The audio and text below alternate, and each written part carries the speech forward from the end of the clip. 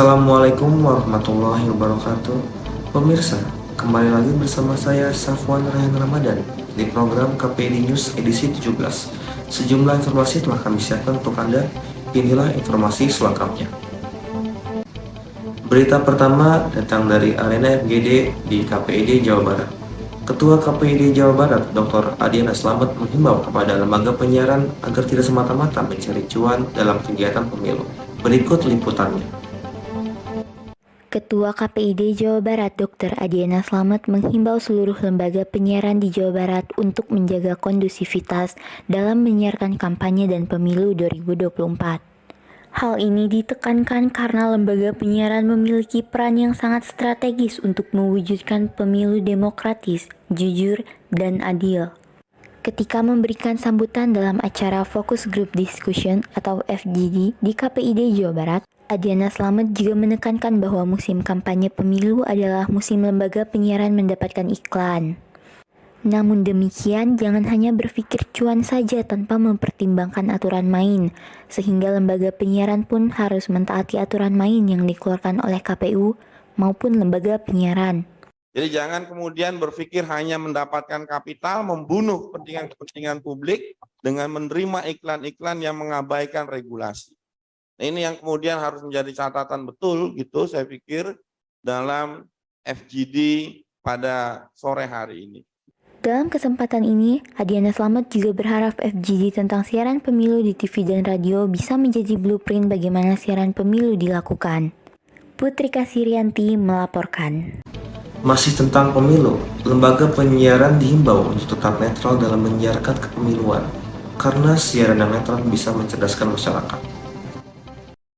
KPID Jawa Barat Senin pagi mengisi KPID Talk di Radio El Sinta Bandung. Saifur Rahman Al-Banjari selaku Komisioner KPID Jawa Barat menyampaikan topik netralitas lembaga penyiaran dalam pemilu.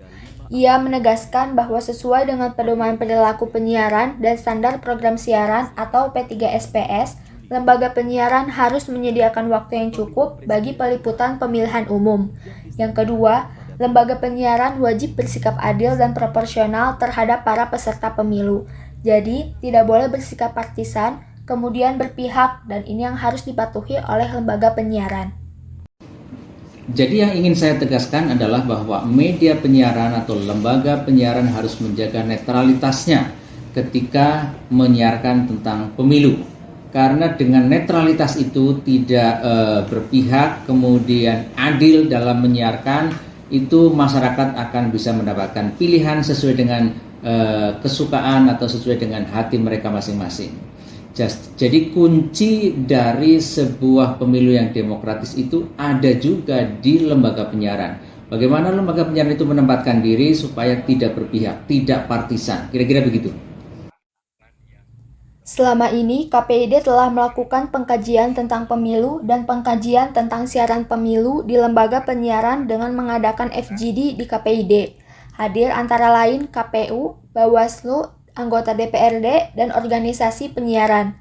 Hasil FGD akan menjadi panduan bagaimana lembaga penyiaran ini mentaati aturan main etika penyiaran ketika menyampaikan siaran-siaran pemilu yang adil, agar terjaga kualitas demokrasi dan keadaban penyiaran.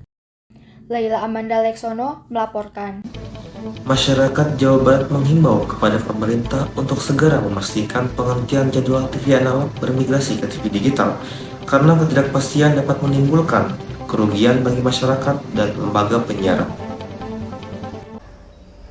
Lembaga penyiaran televisi di Jawa Barat meminta ketegasan pemerintah untuk memastikan tahapan analog switch off atau ASO secara nasional. Sejak pencanangan ASO yang dilakukan serentak pada 2 November tahun 2022, kenyataannya sudah 4 kali ditunda dengan alasan dilakukan secara bertahap. Kenyataan ini merugikan masyarakat yang seharusnya berhak atas akses informasi digital yang lebih baik. Lembaga penyiaran juga dirugikan karena sudah lama mematuhi anjuran pemerintah tentang migrasi TV digital tetapi tidak ada kepastian kapan ASO diberlakukan. Salah satu lembaga penyiaran di Sumedang mengaku sangat terganggu dari ketidakpastian ini karena terdapat interferensi yang mengganggu sinyalnya. Di antaranya, Kanal 37 UHF TVRI Sumedang, interferensi di wilayah yang cukup luas dengan 37 UHF MTEK Cirebon, Kanal 47 UHF Viva Sumedang, interferensi di daerah tertentu dengan 47 UHF Viva Cirebon. Hal yang sama terjadi di daerah tertentu pada Kanal 32 UHF Media dan 41 UHF Trans TV, karena Kanal Jabar 8 dan Jabar 3 sama. Pemerintah dalam hal ini Menteri Kominfo harus memastikan jadwal ASO yang sesungguhnya itu seperti apa. Jangan sampai dulu sudah pernah ditegaskan 2 November tetapi beberapa kali ditunda. Saya kira masyarakat bisa dipahami, mereka merasa dirugikan, dan juga lembaga penyiaran yang sesungguhnya sudah siap bisa merugi karena adanya ketidakpastian.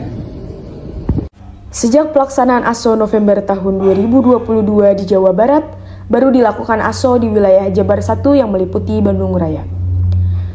Masyarakat Jawa Barat berharap pemerintah segera menetapkan jadwal ASO di 7 wilayah lainnya. Alsa melaporkan. Pemirsa, jangan kemana-mana setelah jeda iklan yang satu ini. Assalamualaikum warahmatullahi wabarakatuh. Sampurasun. 90 tahun sudah lembaga penyiaran televisi dan radio membangun negeri. Penyiaran adalah salah satu tiang demokrasi. Oleh karena itu, lembaga penyiaran harus membuka akses informasi seluas-luasnya kepada masyarakat. Lembaga penyiaran juga harus memberikan pendidikan politik yang beradab.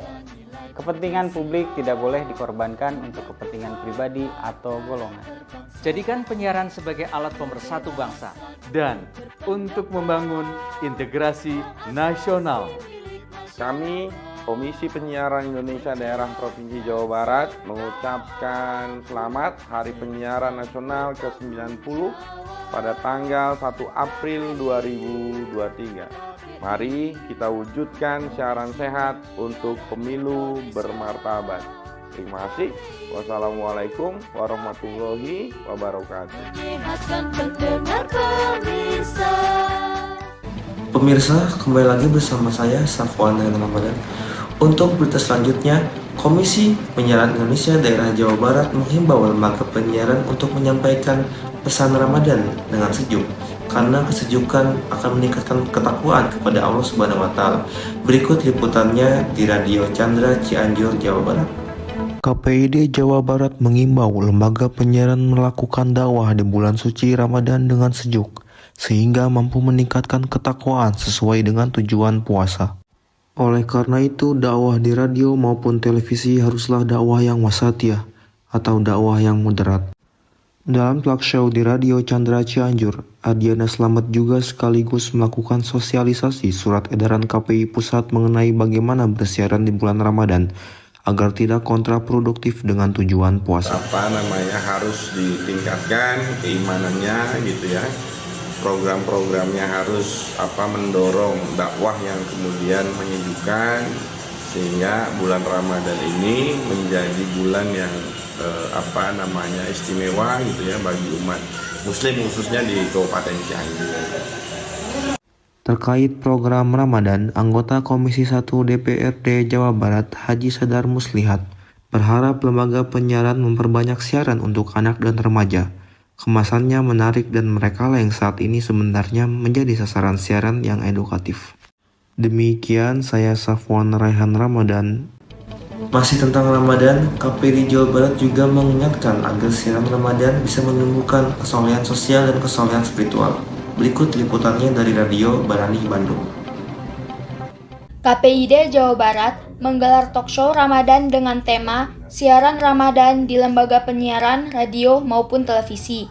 Dalam perbincangan ini, hadir Dr. Zainal Mukarom dari UIN Sunan Kalijaga, Dr. Adiana Slamet, Ketua KPID Jawa Barat, Ronita Broni dari Koordinator Kelembagaan Komisioner KPID Jawa Barat, lalu ada Saifur Rahman Al-Banjari dari Komisioner KPID Jawa Barat.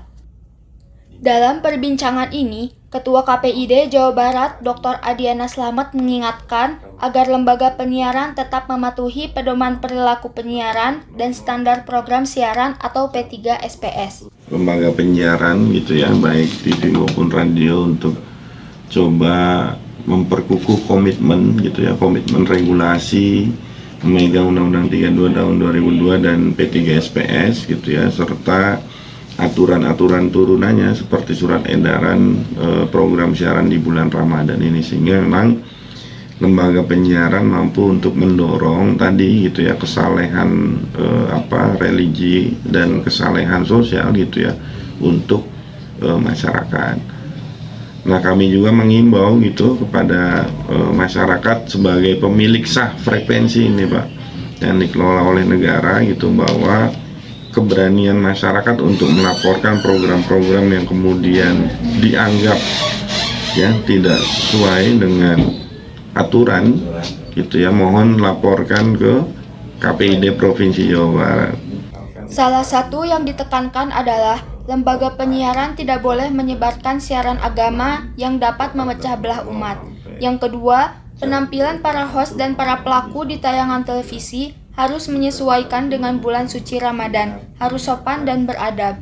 Yang ketiga, ketentuan azan harus disesuaikan dengan waktu daerah setempat.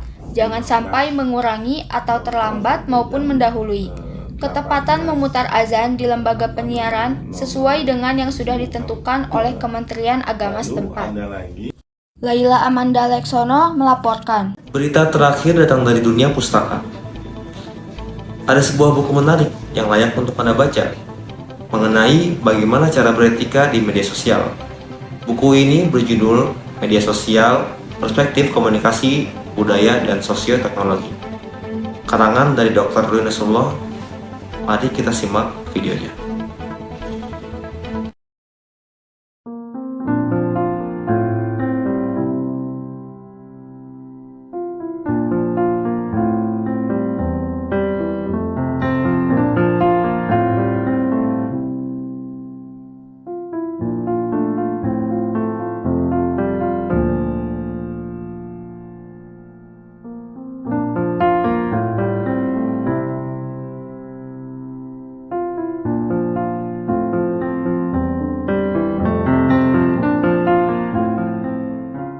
Assalamualaikum warahmatullahi wabarakatuh. Hai teman-teman semua.